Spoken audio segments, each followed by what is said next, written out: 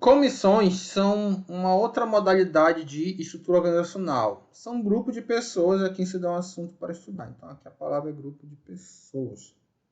Tá? E tem um assunto bem específico. Uma série de variedades, comitês, juntas, conselhos, grupos de trabalho, tá? Para a literatura da administração se chama de comissões. Alguns autores, no entanto, eles chamam a comissão, eles consideram a comissão como um tipo distinto de assessoria. Tá? Seria mais um staff. Existem divergências nos próprios autores da administração, mas a gente está seguindo aqui o que é Venato e o que fala majoritariamente a literatura. Então, durante a segunda metade do século XX, a maioria das grandes organizações utilizou intensamente comissões para assessorar a presidência e a direção. Então, isso foi muito utilizado, olha. Segunda metade do século XX. Aliás, a primeira metade da segunda metade do século XX, né? Entre os anos 50 e 80. Atualmente, as comissões são empregadas principalmente em organizações públicas de grande porte. Comissões podem ter autoridade de tomada de decisão, comissão administrativa, autoridade de aconselhamento, meio de coleta de estudos de informações, então pode ter várias finalidades aí, tá? Quais são as características? Ela não constitui um órgão da estrutura organizacional. Enquanto o órgão tem um objetivo específico, próprio, particular, a comissão tem um objetivo que abrange vários órgãos, interdepartamental. Então está muito mais próximo de um staff do que de um órgão de linha. Lembrando que o staff pode ser formado por várias pessoas, né? Então, realmente ficam muito parecidas. As comissões servem para analisar problemas que ultrapassam o limite das competências de um ou mais órgãos. Então, as comissões têm participantes que pertencem a diferentes órgãos ou níveis hierárquicos e são cedidos provisoriamente. Às vezes, as comissões são provisórias, às vezes, elas são mais permanentes. Então, isso varia. Enquanto o órgão funciona interruptamente, a comissão funciona esporadicamente. O que significa? Eu falei que são mais permanentes, mas é mais entre aspas, né? Porque às vezes, assim, ela é criada para ser permanente, mas ela acaba ficando durante um bom tempo. Então, acaba meio que se integrando como órgão de staff. Mas o objetivo dela, quando é criada, é ser ali momentânea, para resolver um problema específico que aconteceu em uma situação da empresa, né? A Vale teve lá o acidente de Brumadinho. Ela montou uma comissão para avaliar os erros, né? O temporário. A comissão dura enquanto não atingir seu objetivo. Por isso que algumas podem durar durante muito tempo, né? Ou não realizar a tarefa para a qual foi criado. As comissões estão assentadas sobre os seguintes princípios básicos. Deve nascer de uma necessidade percebida pelos departamentos da empresa. Né? No caso em que cada departamento tomado isoladamente é insuficiente para resolver o problema, então você precisa aí de uma integração interdepartamental. Devem representar as funções e o pessoal interessado para envolver todas as opiniões, pontos de vista e abordagens. Devem ter membros apropriados em função do assunto que vão estudar. Sua autoridade e seus objetivos devem ser claramente definidos, bem como sua responsabilidade. Né? Sempre tem uma relação entre autoridade e responsabilidade. Né? Sempre quem tem muita autoridade também tem que ter tem muita responsabilidade. Né? Estou falando assim, que é uma pessoa responsável, mas é responsável por muitas coisas. Pode ser irresponsável, inclusive, mas ele, nesse caso, seria o culpado, nesse termo. Devem também trazer benefícios e compensar. Devem fazer aqui, né? Fazer benefício compensar seu custo também. Sempre tem que ter uma relação de custo-benefício, né? Você tem um custo. Às vezes as comissões você tira aí as pessoas dos órgãos ou o tempo delas do órgão de linha, então tem um tempo aí, vocês já viram que tempo é dinheiro, né? E tem um custo implícito de se montar uma comissão. Isso tem que compensar, o benefício tem que compensar. Tamanho adequado. Uma comissão grande pode ter mais intercâmbios de ideias, porém terá mais custos. Então, geralmente, as comissões variam de 5 a 15 membros, dependendo do tamanho da empresa, do assunto a ser tratado, enfim. Cooperação. Participantes pertencem a diversos órgãos. Isso aqui é muito importante, porque você não pode fazer uma comissão que todo mundo é do mesmo órgão. Então, o importante é que seja de diversos órgãos, embora, dependendo da situação, possa ter. Aqui, por exemplo, no colegiado onde eu ministro, que é de ambiental da UEAP, a gente monta uma comissão de autoavaliação do curso, né, formada por 3 professores, eu já participei. E aí, no caso, eu vou ser professor do colegiado, porque é uma comissão para aquele setor específico. Mas se for uma comissão de autoavaliação da instituição, que também existe, aí tem que ser professores de diferentes colegiados. Não pode ser todos os professores do mesmo curso, fica muito enviesado. Você tem que dar margem para os diversos olhares que existem dentro da instituição, tá? Estão citados em nível hierárquico diferente, mas na comissão não recebe autoridade linear por parte do coordenador de comissão. Por quê? A gente tem um coordenador de comissão, que é a autoridade, mas, por exemplo, lá na comissão de autoavaliação do curso, você tem técnicos, professores, trabalhando tudo no mesmo nível hierárquico. Os técnicos dentro da universidade são mais staff, mas você não tem... Por exemplo, pode estar o pró-reitor e um professor que é só professor mesmo, mas podem estar numa mesma comissão, que na comissão em si, eles não vão ter diferenças hierárquicas. Então, a própria comissão vai ter sua hierarquia, que vai ser diversa da hierarquia lá da universidade, por exemplo, ou da empresa que a gente estiver falando. Deve ter uma agenda preparada e escalonada para não se estender indefinidamente no tempo, perdendo sua produtividade. No caso da comissão de autoavaliação, é por semestre, isso é bem fácil no âmbito da educação. E geralmente funciona assim também com o calendário anual, né? A maioria das comissões nas empresas. No caso da educação, dividida por semestre, mas as empresas se dividem às vezes por trimestre, por ano, então tem que coincidir com o que está lá no planejamento estratégico.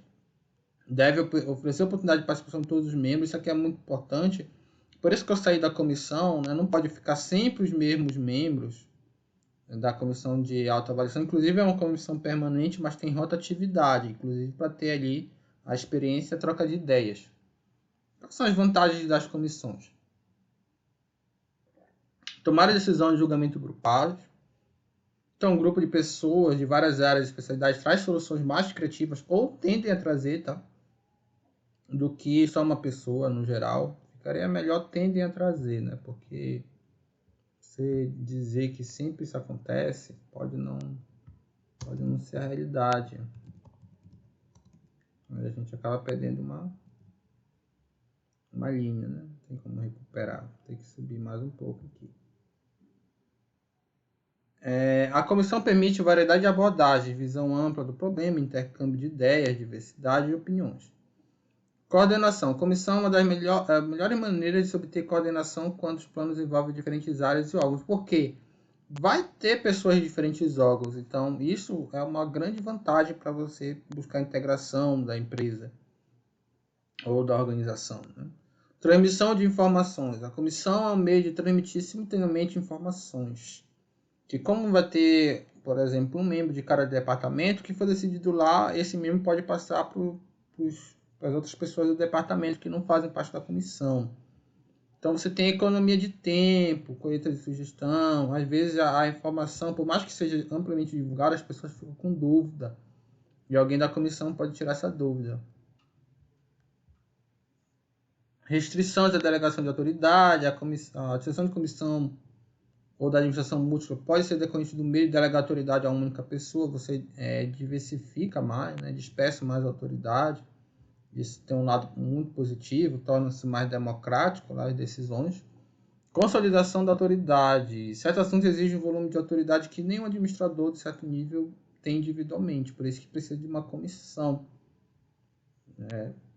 A comissão permite flexibilidade à organização, evitando que a estrutura organizacional precise ser constantemente modificada para atender a alteração da autoridade para a realização de certas atividades. Às vezes, são assuntos que precisam ser deliberados por toda a empresa, e inclusive por cliente, mas alguém precisa pôr esse assunto na mesa, né? E aí a comissão tem essa função também, tá bom? Então, por exemplo, Consul, né, na universidade, conselho universitário, quando vai o seu planejamento, ele apresenta as propostas de calendário para toda a comunidade, né, incluindo professores e diretores. E aí, mas ele que tem que elaborar a proposta, mas quem dá o aval é todos, quando trata assim, de um planejamento mais participativo. Também no serviço público é muito comum, né? Planejamento urbano, você tem a comissão que é formada por técnicos de diferentes áreas, mas que eles apresentam a proposta. Por isso que a comissão muitas vezes é tratada como staff, para as pessoas decidirem, porque o planejamento urbano, constitucionalmente, ele precisa ser participativo. E tem aqui no canal aula de planejamento urbano, se você estiver interessado, só dá uma procurada aqui que tem. Desvantagem das comissões, né? Nem tudo são flores. A essa altura aqui, quem está acompanhando o canal há mais tempo já viu que a administração ela sempre apresenta prós e contras, é uma coisa que eu acho muito legal, tá? Nada é tão absoluto, é tão bom para a administração. As comissões elas podem levar a perda de tempo na tomada de decisões, porque quando fica muito discussão, né, às vezes as pessoas são muito fantasiosas com relação a isso. E às vezes excesso de discussão, claro que tem um lado bom da participação das pessoas, mas muitas vezes as pessoas ficam dando rodeios. E aí não chega a ser um denominador comum. A dificuldade de chegar a um denominador comum. E aí você perde ali a eficiência e, quem sabe, a eficácia. Você tem custo em tempo e em dinheiro, né? As pessoas, custo de tempo e dinheiro são equivalentes. Né? Time is money. Então as pessoas se dedicam, principalmente quando tem esses rodeios, né? Então, a comissão envolve especialistas diferentes, quanto pareceres de argumentação, discussão e ponderação. Então, tem muita paciência. Substituição do administrador. Às vezes, a comissão ela tira a iniciativa do comando, né? Enfraquece ali a autonomia dos gestores, de quem está lá, principalmente no nível intermediário, do gerente. Nas decisões que os executivos podem tomar individualmente, as comissões são frágeis e morosas. Às vezes também o executivo tem muita autonomia e muito poder dentro da instituição, da organização, que as comissões são quase que uma fachada. Na prática, o que ele quer é o que vai ser. Poucas são as funções administrativas capazes de serem desenvolvidas adequadamente por meio de comissões. A liderança, por exemplo, costuma ser um assunto mais individual, né? Mas você pode ter o líder da comissão, mas na prática vai ser ele que vai decidir também, né? Se a própria comissão for feita de forma mais autoritária. Né? Quando é que se aplica? Quando uma conclusão exige variedade de informações, como é o caso de comissões de pesquisa sobre produto, preço, orçamento, salário, que você precisa escutar pessoas de diferentes setores. Quando é necessário obter julgamento de várias pessoas para apoiar a tomada de decisão, geralmente uma tomada de decisão é importante, né? Quando esse do cumprimento das decisões depende da compreensão de todos os seus aspectos e detalhes, e quando se torna necessária uma efetiva coordenação para que as atividades de alguns departamentos sejam bem ajustadas. Ok? Então, todo mundo tem que entender o que está sendo feito. A comissão vai ser muito bom nesse caso, vai ser muito boa nesse caso.